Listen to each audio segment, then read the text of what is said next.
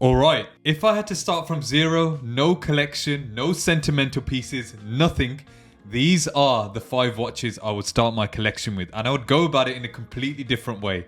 So if you are looking for your first watch, or if you're looking just to diversify your watch collection, I've come up with 5 watches that I feel would be a great addition to any collection, but more importantly, a great first watch. Now, a couple of boxes I've wanted to tick. It being a first watch, I think it should be versatile. I think you should be able to wear it in loads of different scenarios, whether it's casual, smart, at work, college, wherever it may be. It needs to be a watch that is versatile. And the second thing is, I'm a true believer that your first watch shouldn't be an expensive watch. So 4 of the watches in this list are sub £1,000, sub $1,000. There is one right at the end for all those people out there that have no money problems. So before I do get into it, make sure you like, subscribe, and hit that bell icon if you're looking for watch content I post 3 times a week, so you're in the right place, and I would really appreciate your support by subscribing. Now, getting straight into it. We are going with a watch that I've mentioned on the channel before. This is a Tissot PRX Quartz, and personally I would go for either the blue or the white dial. Now, some of your comments actually changed my mind about this. I wouldn't have recommended the Quartz. However, thinking about it, the mechanical version, the Powermatic that we all know, people, at least one person with this watch we know. It was a watch that, after thinking about it, I didn't feel it warranted the extra cost. So I feel like the Quartz version, you still get the great build quality with this watch. It was released in 2021, design that is based on the 1978 Tissot model, case size of 40mm, the movement being a Swiss Quartz. The reason why I've picked this watch is because I feel like it's a gateway drug into the integrated bracelet watches. Now, the Genta-inspired lines, that slim 10.4mm profile, and a finish that frankly embarrasses watches triple its price. The finishing is great on these watches. I've been hands-on. I know so many people with this watch. And I feel like one of the standout features here, you get an aesthetic which is the Royal Oak or a Nautilus, but around that £300 price bracket, which is great value for money. You get a sturdy watch, a workhorse movement with the Quartz, reliable, and it's versatile. You can wear this casually as well as with a suit potentially as well. So if you want a watch that's premium, wears easily, and works every time, boom, you've got the PRX. Now, moving on to a brand that I am a fan of now. They sent out a great watch for me to review, which was my previous video. I'm talking about the Christopher Ward 1240mm, but the particular dial that I like is the Basalt Grey. It's a little bit of a step up from the Tissot PRX in my opinion, and it proves that micro brands, I don't think you could call Christopher Ward a micro brand now, but they can absolutely compete with the big names. It was released in 2023, this case size is 40mm, it has a Sellita SW201 automatic, and the reason I picked this watch is because of the dial. The 3D hexagonal texture has to be seen in person, and one of my friends has this watch, and honestly the dial is beautiful. The finishing, as we all know now, personally being hands-on with the C65 automatic bronze June, is ridiculously good. And again, an integrated bracelet that has no right being that comfortable. I think integrated bracelets will never really go out of style. We've seen that with the Landweller that's recently been announced, but again, a great option, budget-friendly option. You can also get a COS movement. There's a version for that available for a slight premium in price. What I like about this watch is that it doesn't try to be a Royal Oak clone. It carves out its own space. It's confident, it's modern, and it's a proper wear it with anything energy. You can wear it with a suit and casually. So that's why it's number 2 in the list.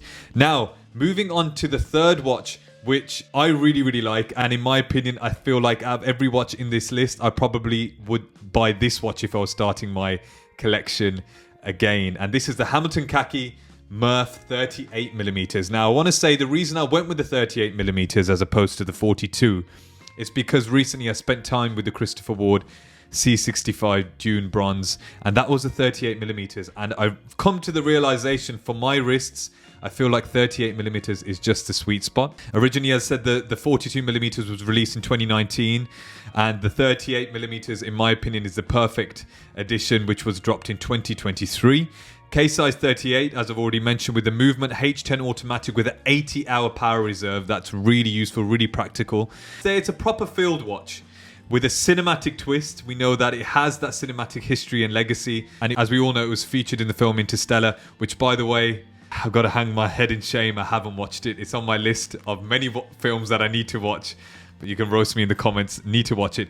There's no faux patina. It's just clean vintage charm. It's reliable. It has military roots and pop culture credibility as well. I feel like it's the full package, and again, for a great price point as well. So, as I've mentioned, I feel like this is the watch for me personally that I would buy if I was starting my watch journey again. Let me know in the comments if you're a fan of this watch, because I certainly am. This brings me on to the fourth watch in the list, which is the Citizen Zenshin 3-hand Super Titanium. Now, when I say value for money, this epitomizes that term. It's modern, techie, and ridiculously underrated. The case size is 39mm, so around that sweet spot I was talking about. The movement is the Eco Drive. It's a light-powered quartz. Now, why is it in my list?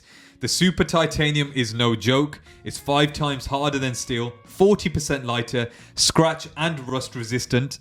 It feels like you're wearing air, and I think for a daily watch, in my opinion, I don't really want anything too heavy. A sort of retro-futuristic design language with that clean white dial, and the integrated bracelet. Again, there's a theme in this list that I've gone with integrated bracelet watches. It has a subtle day-date complication, which is useful on a day-to-day basis. The watch you can wear, abuse, and forget about. As well, never changing batteries. I'll take that all day long. It's very, very practical. And it's around £300, if I'm not mistaken.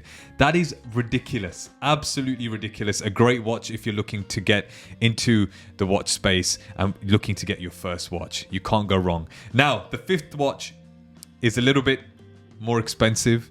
It's for those people that have that extra bit of money to spend. I don't personally think you should spend over £1,000 on your first watch. My first watch, if you've watched my watch collection video, it wasn't my first watch, but the first watch that I ended up wearing on a day-to-day basis was actually a moon swatch. £240, cheap and cheerful, but there was sentimental value there. My wife bought it whilst we were in Venice. So as I said, if I was starting this journey again, this will certainly be in contention. Of course, I'm talking about the classic Tudor Black Bay 58. This is the king, the anchor of the collection, the modern vintage diver that everyone wishes Rolex would just make again. It was released in 2018. The case size is 38mm. It has an in-house movement, cost certified, the MT5402. Why is it in the list?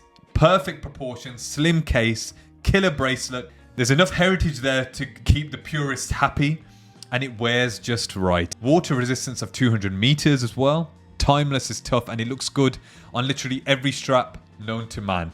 And so if you have that extra bit of money to spend, you can't go wrong with a Tudor Black Bay 58. Now, that's the 5 that I would personally go for if I was starting my collection again. 5 watches that covers dressy, sporty, rugged, futuristic, and iconic, without blowing up your wallet, which is a crucial factor that I tried to incorporate in making this list. Now, whether you're starting out or rebuilding your collection or just browsing for the next piece, I reckon this set would make any collector smile. Let me know in the comments if you would pick any of these as your first watch, or if you would add it to any of your collections that you have. I'm really intrigued to know if any of you actually like any of these watches. I'm a fan of all of them, and I like the fact that you're not breaking the bank when you're looking to buy one of these. Now, as usual, if you've enjoyed the video, make sure you like, subscribe, and hit that bell icon. I appreciate all the love and support you've been giving the channel. I've been Jag from Jags Watches, and I'll see you in the next one. Remember, timing is everything. Peace.